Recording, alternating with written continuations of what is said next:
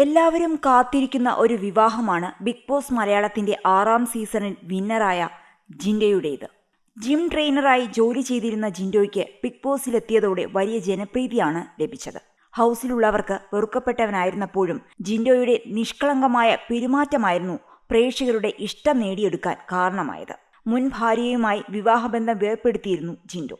Big boss ഷോയിൽ വെച്ച് തന്നെ ജിൻഡോ താൻ മറ്റൊരു പെൺകുട്ടിയുമായി ഇഷ്ടത്തിലാണെന്നും വിവാഹമുണ്ടാവുമെന്നും പറഞ്ഞിരുന്നു. എന്നാൽ ഷോയ്ക്ക് ശേഷം വിവാഹത്തിനുള്ള എല്ലാ ഒരുക്കങ്ങളും പൂർത്തിയായതിനു ശേഷം ജിൻഡോയുടെ വിവാഹം മുടങ്ങി. പള്ളിയിലുണ്ടായ ഒരു വിഷയമാണ് അതിനു കാരണമായി ജിൻഡോ പറഞ്ഞിരുന്നത്. കാരണം താരത്തിന്റെ ആദ്യ വിവാഹം പള്ളിയിൽ നിന്നും വേർപിരിഞ്ഞിട്ടില്ലായിരുന്നു. അതിനാൽ രണ്ടാമതൊരു വിവാഹത്തിന് പള്ളിയുടെ സഹകരണമുണ്ടാകില്ല എന്നായിരുന്നു ജിൻഡോ അന്ന് അറിയിച്ചത്. മുൻപ് പറഞ്ഞ കാരണങ്ങൾ മാത്രമല്ല തന്റെ വിവാഹം മുടങ്ങാൻ കാരണമായത്. അതിനുള്ള വ്യക്തമായ കാരണം വെളിപ്പെടുത്തുകയാണ് താരം ഇപ്പോൾ. അറോറ മീഡിയ നെറ്റ്വർക്കിനോടാണ് താരത്തിന്റെ തുറന്നുപറച്ചിൽ. ആദ്യ വിവാഹം പള്ളിയിൽ നിന്നും വേർപിരിഞ്ഞിട്ടില്ലെന്ന് താരം ഈ അഭിമുഖത്തിലും പറയുന്നുണ്ട്. എനിക്കും എന്റെ വീട്ടുകാർക്കും പള്ളിയിൽ വെച്ച് കെട്ടണമെന്ന് തന്നെയായിരുന്നു ആഗ്രഹം. അതാ പെൺകുട്ടിയോടും പറഞ്ഞു. അവർക്ക് എന്നെക്കുറിച്ച് എല്ലാം അറിയാം, എന്നാൽ അവരെ ആർക്കും അറിയില്ല എന്നും താരം പറയുന്നു. അത് പറയാൻ കാരണം ജിൻഡോ ഇതുവരെ ആ കുട്ടിയുടെ പേരോ ഫോട്ടോയോ പുറത്തുവിട്ടിട്ടില്ല. വളരെ ആത്മാർത്ഥമായിട്ടാണ് അവളെ സ്നേഹിച്ചത്. എന്താ സംഭവിച്ചതെന്ന് വിശദമായി കുറച്ചു കഴിഞ്ഞ് ഞാൻ സോഷ്യൽ മീഡിയയിലൂടെ അറിയിക്കും. കല്യാണത്തിന്റെ 10 ദിവസം മുൻപ് നാട്ടിലേക്ക് വരാമെന്നാണ് കുട്ടി അറിയിച്ചത്. വന്നതിന് ശേഷമാണ് അവരുടെ സ്വഭാവം മനസ്സിലാക്കാൻ കഴിഞ്ഞത്.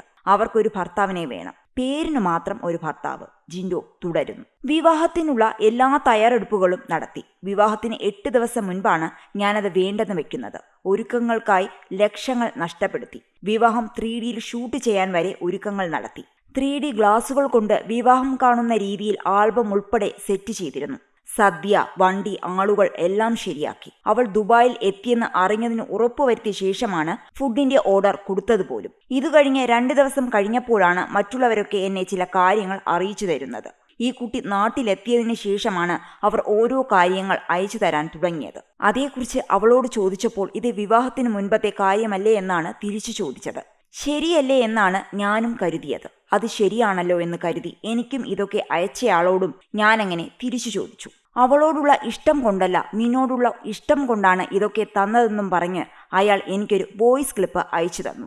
ആ ക്ലിപ്പിൽ പറയുന്നത് പേരിനൊരു ഭർത്താവിനെ മതിയെന്നാണ്. ഞാൻ അവിടേക്ക് ചെല്ലില്ലെന്ന് വ്യക്തമായിട്ട് അവൾക്കറിയാം. എന്റെ ജീവിത സാഹചര്യം വിട്ട് ഇവിടുന്ന് മറ്റെങ്ങോട്ടും പോകില്ലെന്ന് മുൻപ് ഞാൻ അവളോട് പറഞ്ഞിട്ടുള്ളതാണ്. ഇടയ്ക്ക് പോയി വരാം, അത്രയേ പറ്റൂ. സ്ഥിരമായി നിൽക്കണമെന്ന് അവൾ പറയുമ്പോൾ തന്നെ ഞാൻ പറ്റില്ലെന്ന് പറയുമായിരുന്നു.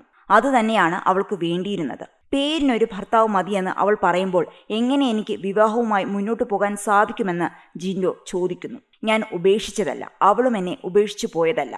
ഇത് കണ്ട സ്ഥിതിക്ക് ഞങ്ങൾക്കെങ്ങനെ ഒരുമിച്ച് മുന്നോട്ടു പോകാൻ പറ്റും? പിന്നീടും ഇരു വീട്ടുകാരും തമ്മിൽ സംസാരിച്ചിരുന്നു. പക്ഷേ ഇപ്പോഴും അവനുമായി കോണ്ടാക്റ്റ് ഉണ്ട്. അത് സംസാരിച്ചപ്പോൾ മനസ്സിലായി. ഞാൻ വീണ്ടും ഒരു ഡിവോഴ്സ് ആഗ്രഹിക്കുന്നില്ല. നമുക്ക് അവസാനമുണ്ടാവുന്നത് ഭാര്യയും ഭർത്താവും മാത്രമായിരിക്കും. ആങ്ങളെയും പെങ്ങളും അച്ഛനും അമ്മയും ഒന്നും ഉണ്ടാകില്ല ജീവിതത്തിൽ. ഭാര്യയും ഭർത്താവും തമ്മിലുള്ളത് ഒരുമിച്ച് ഒരു കുഴിയിലടങ്ങണം. അവസാനം അത് അന്ത്യം വരെ കൊണ്ടു നടക്കാൻ നോക്കുക എന്നുള്ളതാണ് ജിൻഡോ കൂട്ടിച്ചേർക്കുന്നു.